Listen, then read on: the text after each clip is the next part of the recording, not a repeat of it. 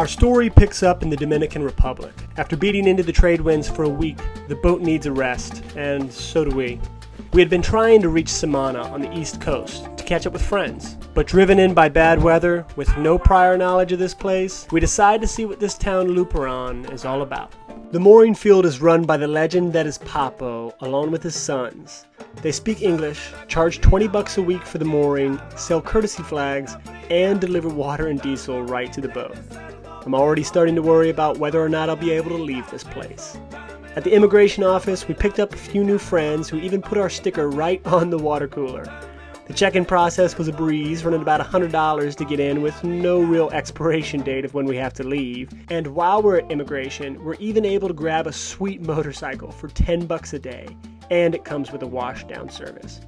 After gassing her up and changing the oil, we grab a few $2 empanadas and lean on Google Translate to help us learn Spanish. I can't tell you how many times I said, "Lo siento, no habla mucho español." Finally, we headed back to Grace, then set out on a hike to see the blowhole a few locals told us about. It's right next to the mooring field, and it's a pretty sweet walk right along the cliff face. But when we got to the blowhole, it wasn't exactly blowing. Not enough swell today. The silver lining is that we found this sweet observation deck with a view of the ocean.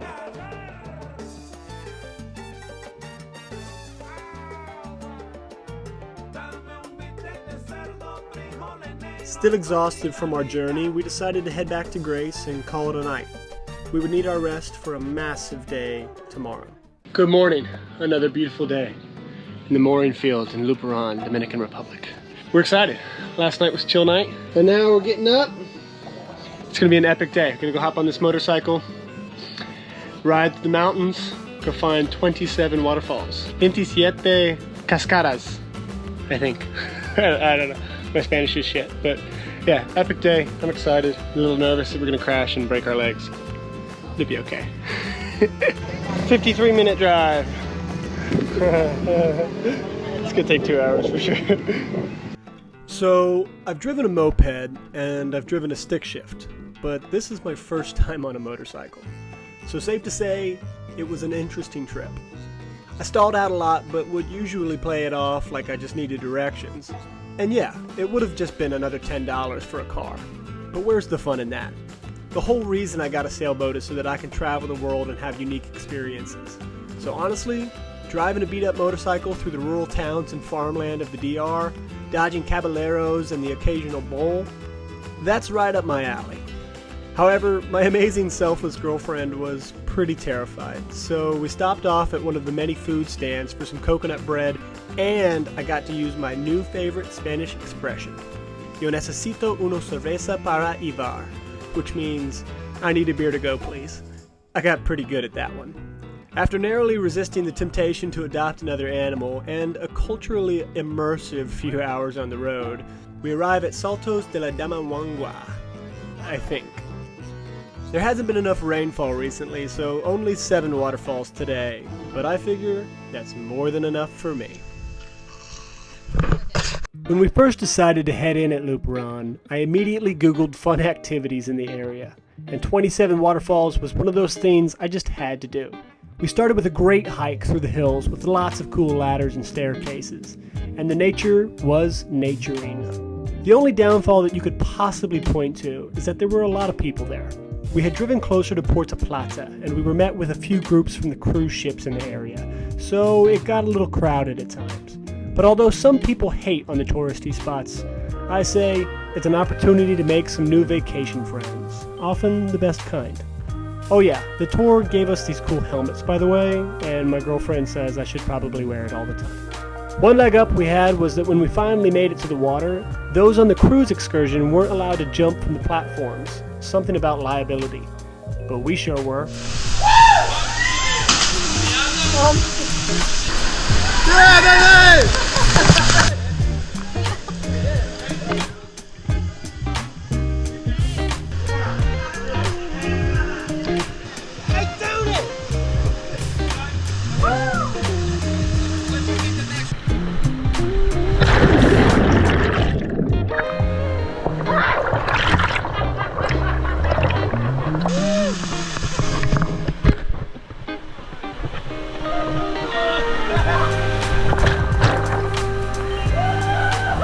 tour was $24 a person, and with hours of hiking, sliding, jumping, swimming, and laughing, I say it was worth it. So this tour gets the Grace stamp of approval. Oh, look at that. We made some friends. Dominican Republic. Hey. Right about the time we started getting tired, we headed back to the clubhouse and we were presented with the opportunity to really get our money's worth. Okay, so this included in the price for this, it's like $24 per person. It's all you can eat buffet. And we're about to get our money's worth because we're poor, hungry sailors. So we're gonna go in. This is my first plate and it's a mountain. Oh yeah. Oh baby, that shrimp is good. Let's hope I don't get food poisoning, huh? Famous last words.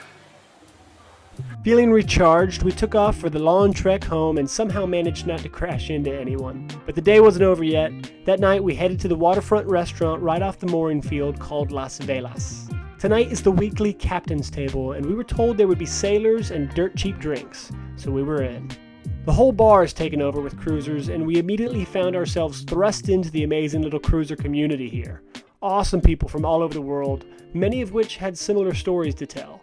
Something along the lines of, I was just stopping in for fuel about 6 years ago and I never left. By the way, we've got to talk about the music that night. There was a group of cruisers who decided to combine their musical talents and put on a free show, and they kept me entertained all night. My favorite tune was their legendary rendition of Meghan Trainor's All About That Bass, which I will share with you now, and you're welcome. That all the boys chasing all the right junk in all the right places. I see those magazines, working that Photoshop. We know that stuff ain't real. Come on, now make it stop. You got that beauty, just raise it up, cause every inch of you is perfect from the bottom to the top. My mama, she told me, don't worry about your size. She said, boys like a little more routine to hold tonight. Yeah, that's it. You know it won't be no stick figure silicone bottle. No way. So that's what you're into. Go ahead and move now. One of the cruising couples we met in Luperon was Davey and Erica from the YouTube channel Barefoot Travels. They've renovated a hurricane-damaged catamaran, they've got an awesome dog named Foxy, and they're just great people.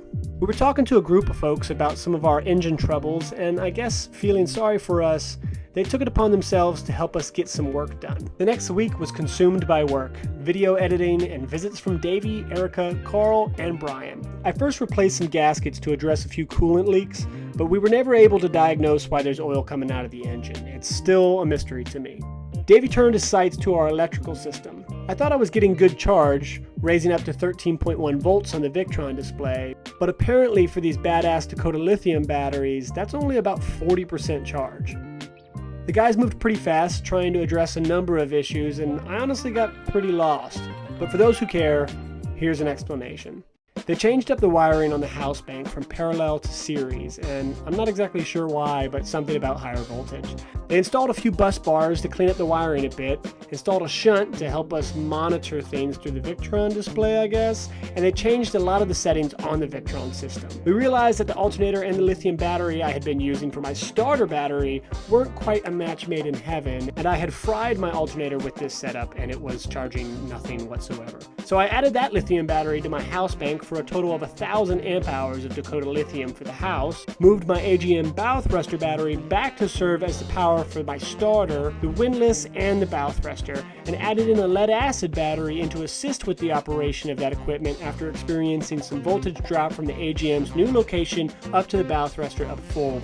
All in all, the new system is working better, I think that there's less of a fire hazard, and I'm seeing a voltage of 13.4% while using my electronics throughout the day, which is closer to about 99% of the full charge. I was so grateful for everyone's help and generosity, and I honestly felt useless, because when it came to the electronics, I was so clueless that I was just in the way. So I sat back and tried to learn what I could and did my best to keep the food and the beers flowing so that the guys would keep coming back. Brian also took the chance this week to help me finally get my reef lines installed onto the mainsail. We're gonna need them. I also changed the oil and the oil filter on the engine, which did give me a bit of trouble. Getting the oil filter off was fun. I couldn't get it off with my hand, so I went to Carl's catamaran, our neighbor, borrowed his oil filter wrench. Looks like this, and that wouldn't work either. So what I had to do is I had to hammer a flathead screwdriver through, and then use the column from our island as leverage against this, pushing on the screwdriver to get it to break free. Unbelievable. Nothing is easy. Nothing. We were in Luperon just under 3 weeks and sort of lost track of time. We didn't film much more that week and I kind of dropped the ball on it, but it was an amazing time, to be honest with you. For the first time on this trip, I kind of got into the groove of working and living in a new place. Since it's so affordable, we constantly went into town for groceries, hardware, and dinners out even. We also spent a lot of time on our new friends' boats for drinks, poker night, and lots of talk about sailboats. But I usually don't film that stuff just out of respect for other people's spaces, you know? As we settled into our new routine, we fell in love with the town. And Charlie fell in love with our new friend Carl, who's a huge dog lover and honestly kind of resembles Charlie's grandpa. I don't know, maybe there's something to that. We made so many good friends here, and I could feel the town of Luperon's welcoming arms just swallowing me up. But this sailor is on a mission, and I've got to move south. With one last day left and a few videos posted, we decided to fuel up the boat and head to the beach with our friends. Our favorite local beach is easily Playa Chiquita, a short walk over the hill past Las Velas. We'd come here a lot during our time in the DR, to work out or go for a swim, and there's pretty decent waves this side with a nice view of the channel we'll leave out of tomorrow. Right as we're getting to the beach, Barefoot Travel shows up, fully stunting on us, as they say. Foxy travels in style too. Oh my god. We walked down and just relaxed, while Foxy attempted to collect all the coconuts she could. Right about now is when I started to feel that difficult feeling of having to leave a place instead of getting to leave. Traveling is amazing, but at some point we all get a little lost, and yearning for a home, our heart sets roots in a place without even asking us permission. You relax, you make genuine friends, you feel comfortable. I can now confirm that one of the toughest things about sailing is having to say goodbye to the people that you meet along the way. But with all things that end in life, we must not be sad that it ended. We must choose to be happy that it happened.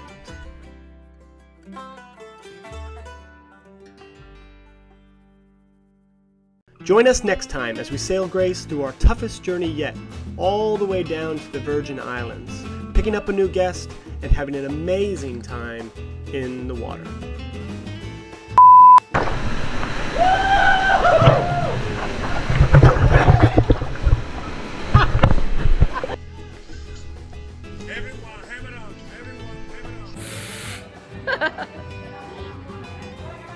The camera woman won't dance with me because she's lame.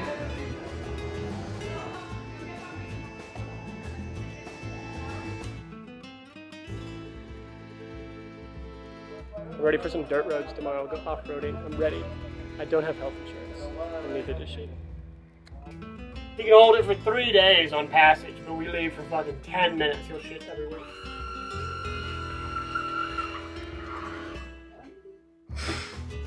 I think this is the right place. It looks touristy, right? Maybe it. I don't know what to say. You know, like, when you put the camera on me, I don't know what to say.